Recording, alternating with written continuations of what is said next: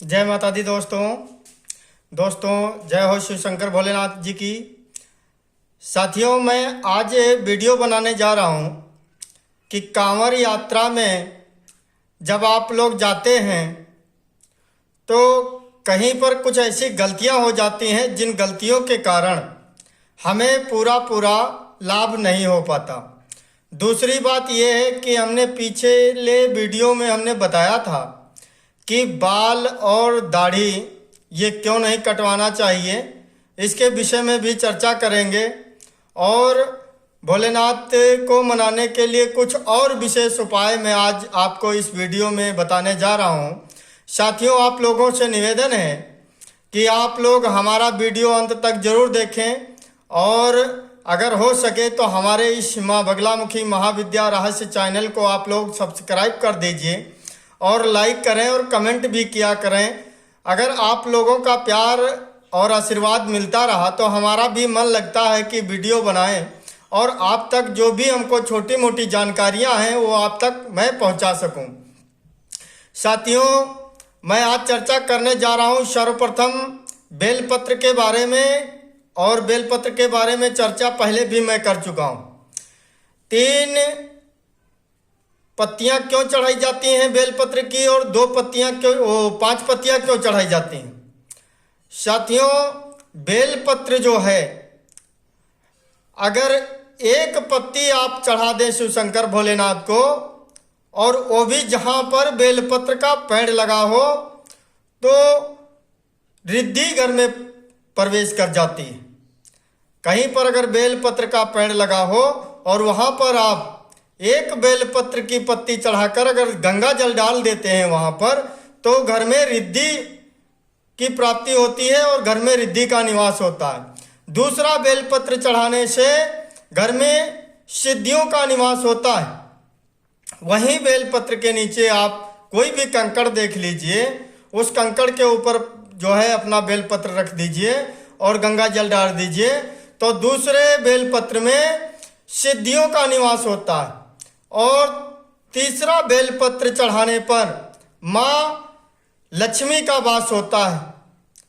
साथियों, इसी प्रकार से जब हम चौथा बेलपत्र चढ़ाते हैं तो घर में मान सम्मान और इज्जत की प्राप्ति होती है, घर की इज्जत बनी रहती है, मान सम्मान बना रहता है। अगर हम 5वां बेलपत्र इसी प्रकार से चढ़ाते हैं तो घर में किसी भी प्रकार की नकारात्मक ऊर्जाएं जो हैं वो अपना निवास छोड़कर चली जाती हैं और सकारात्मक ऊर्जाएं जो हैं घर में निवास करती हैं। इसलिए 5 बेलपत्र चढ़ाए जाते हैं और गंगा जल भी अर्पित किया जाता है। अब दूसरी बात है साथियों कि बाल क्यों नहीं कटवाना चाहिए, दाढ़ी क्यों नहीं बनवानी चाहिए। होता यह है कि हमारे वेद शास्त्रों में ये लिखा हुआ है कि अगर आप कोई भी सिद्धि साधना कर रहे हैं या कोई भी ऐसा काम कर रहे हैं भगवान को मनाने के लिए, चाहे वो मंत्र द्वारा हो या तंत्र द्वारा हो या हमारे शारीरिक शक्ति के द्वारा हो, उस समय पर आप लोगों को दाढ़ी और बाल नहीं कटवाना चाहिए। अगर आप ऐसा करते हैं तो आपको पूर्णतया फल प्राप्त नहीं होगा। साथियों, अब हम आपको तीसरी बात बताने जा रहे हैं कि घर से जब आप कांवड़ यात्रा में जाते हैं तो कभी भी इस प्रकार की कोई गलती ना करें जिससे हमारी हानि हो। तो गलती के बारे में आपको हम बता दें कि सर्वप्रथम माता पिता के पैर छूकर ही आप घर से निकलें। और निकलने के लिए एक और हम बात बता देंगे आपको कि अगर आपका दाहिना स्वर चल रहा है, स्वर का अगर ज्ञान नहीं है आपको, तो हम बता दे रहे हैं कि दाहिने तरफ की ये नाक से अगर हवा ज़्यादा आ रही है तो समझ लीजिए कि दाहिना स्वर चल रहा है।